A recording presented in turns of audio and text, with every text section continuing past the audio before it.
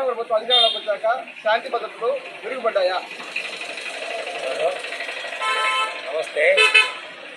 మెరుగుపడ్డాయా అని చెప్పేసి అడగడం కాదు బ్రదరు. 100% ఈరోజు శాంతి భద్రతలు బ్రహ్మాండంగా ఉంది.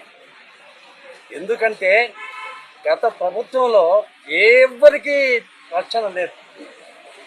ఆస్తులకు కానీ, ప్రాణాలకు కానీ, ఆడపడుచులకు కానీ, పిల్లలకు కానీ రక్షణ లేని పరిస్థితిలో రౌడీజం జరిగేటటువంటి పరిస్థితులు ఉన్నాయి.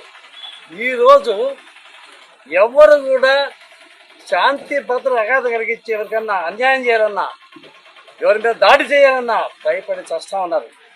మన చంద్రబాబు గారి నాయకత్వంలో, లోకేష్ బాబు నాయకత్వంలో, అదేవిధంగా పవన్ కళ్యాణ్ గారి నాయకత్వం, ముఖ్యంగా మన రాష్ట్రం అద్భుతమైనటువంటి ఒక రక్షణ దిగుతూ ఉంది. కాబట్టి మన రాష్ట్రంలో బ్రహ్మాండమైనటువంటి లాండ్ ఆర్డర్ ఉంది, రక్షణ ఉంది. దీనికి ఎలాంటి తిరుగులేదని తెలియజేస్తాం. ఇది ప్రజాభిప్రాయం కూడా. నేను మేధావిని, ప్రిన్సిపాల్ని, కాబట్టి నేను ప్రజలు తిరుగుతూ ఉంటాను. ప్రజలు ఎవరైనా చెప్తాను. ధన్యవాదాలు. Thank you. కూటమిలో భాగమైన జనసేన అధినేత డిప్యూటీ సీఎం పవన్ కళ్యాణ్ అధికారంలోకి వచ్చాక ఎర్రచందనాన్ని అరికట్టగలిగారా? చాలా రాష్ట్రంలో కూటమి ప్రభుత్వం వచ్చి దాదాపుగా సంవత్సరం రావస్తుంది.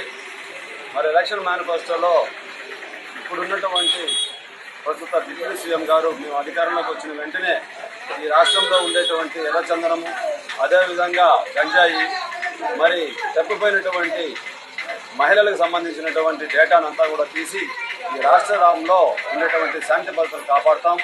ఇప్పటి వరకు అరాచక పరిపాలన జరిగింది. రాజారెడ్డి పరిపాలన, ఫ్యాక్షన్ ప్రభుత్వం అనేటువంటి ఒకదప్పుడు ఉన్న ఉపన్యాసాలతోటి అధికారంలోకి వచ్చినటువంటి పవన్ కళ్యాణ్ గారు ఇవాళ ఈ రాష్ట్రంలో జరుగుతున్నటువంటి అశాంతికి కారణమైనటువంటి అసాంఘిక కార్యక్రమాలకు కేంద్రాలైనటువంటి అనేక ప్రాంతాల్లో చూస్తూ ఉన్నాం. ఇవాళ మహిళలపైన దాడులు జరుగుతూ ఉన్నాయి, దళితులపైన దాడులు జరుగుతూ ఉన్నాయి, మరి జన్మరాజు దగ్గరికి అర్జీకరణపోయినటువంటి రైతులపైన దాడులు జరుగుతూ ఉన్నాయి.